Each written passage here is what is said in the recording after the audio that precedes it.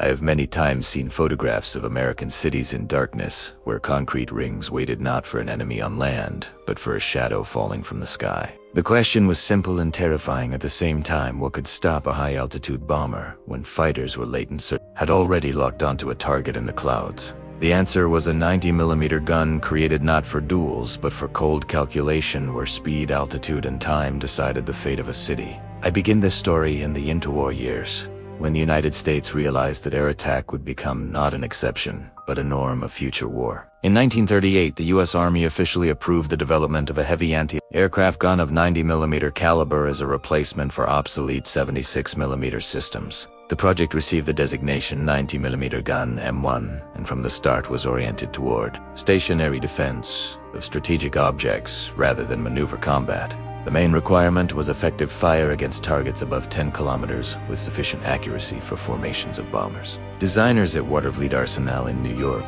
worked on a barrel 50 calibers long, providing high muzzle velocity of the projectile.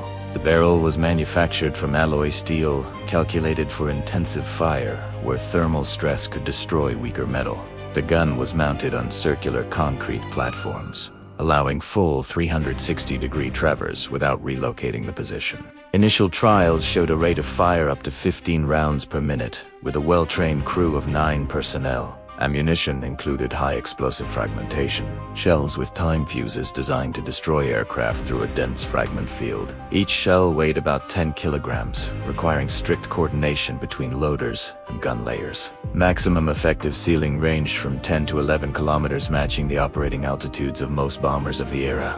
In 1940, the gun was officially accepted into service with the U.S. Army as the 90mm gun M1. Almost immediately, it became clear that mechanical laying systems required reinforcement for more precise operation with centralized fire control equipment. This led to the M1A1 modification with improved horizontal and vertical drives adapted for remote and centralized control.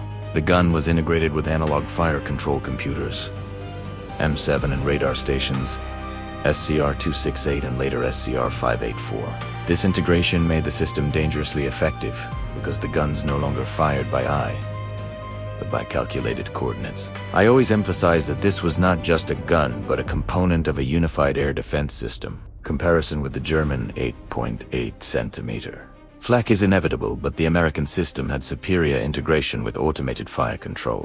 In 1942, the M2 modification appeared, featuring a strengthened breech and a barrel designed for a longer service life. The weight of the gun in firing position exceeded 8 tons, making it a purely stationary or semi-stationary weapon. Primary positions were built from concrete up to 1.5 meters thick to protect crews from fragments and bombing. The guns were deployed around ports, airfields, factories, and large cities, creating layered zones of fire. In the United States, such batteries defended New York, Los Angeles, San Francisco, and the Panama Canal. Some guns were delivered to Great Britain under the Lend-Lease program to protect industrial centers. In North Africa, these guns defended Allied airfields against Luftwaffe raids. In Italy, 90mm guns were sometimes used against ground targets in emergency situations. Armor-piercing rounds existed, but anti-tank use was never the primary role of this system. Muzzle velocity reached approximately 823 meters per second, ensuring stable ballistic performance. Ammunition stocks at positions usually consisted of hundreds of rounds stored in underground magazines. The crew included a gun commander, layers, loaders, ammunition handlers, and technical specialists. Radar coordination allowed fire even at night or in complete cloud cover. Here the first real intrigue of this story appears, which I understood only after years of archival research. Most of these guns never shot down a single aircraft in combat despite constant readiness. Their effectiveness was measured not by kills, but by attacks that never happened. German and Japanese air forces knew the locations of these batteries and often altered flight routes. The gun functioned as a deterrent rather than merely a destruction tool.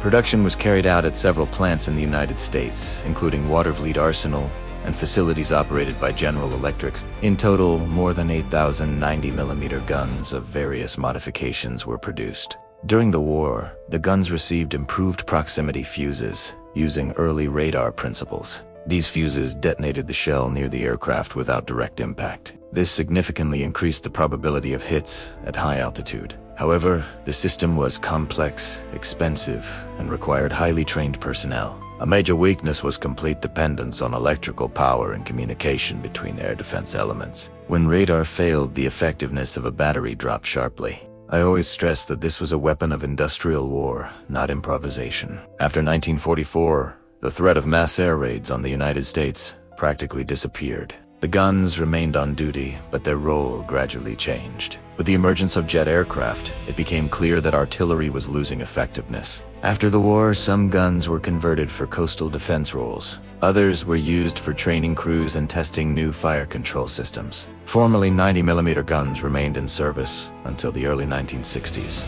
Their removal occurred quietly, without parades or speeches. Concrete platforms were often left abandoned along coastlines and city outskirts. It was there that I first encountered a remaining position, which became the starting point of this research. Archival documents showed that the gun fulfilled its main mission without firing. It forced the enemy to account for the threat before launching an attack. This was a victory of engineers rather than gunners. The system worked, preemptively altering enemy plans during the planning stage of raids. I call this a war without marks on fuselage. The 90mm gun became a symbol of defense that required no glory. It was compared to the Flak 88, but its own role was rarely emphasized. It did not hunt tanks, it did not advance, and it did not shift front lines. It waited and waited in concrete steel and calculations. It waited to prevent the enemy from taking a single step. This is the core paradox of this weapon. The less it fired, the better it fulfilled its mission. Battle statistics do not always reflect real impact. The history of this gun proves that effectiveness is not always loud. It is measured by the silence left behind by reports that were never written. Military archives called this successful defense. Civilian cities called it ordinary life. I consider this the highest evaluation of an anti-aircraft weapon, because it protected not soldiers, but time, light, and air. After its removal from service, the world had already changed. Missiles replaced barrels and radars became digital, but the principle remained the same. Control of the sky begins long before the first shot. The 90mm gun proved this back in the 1940s.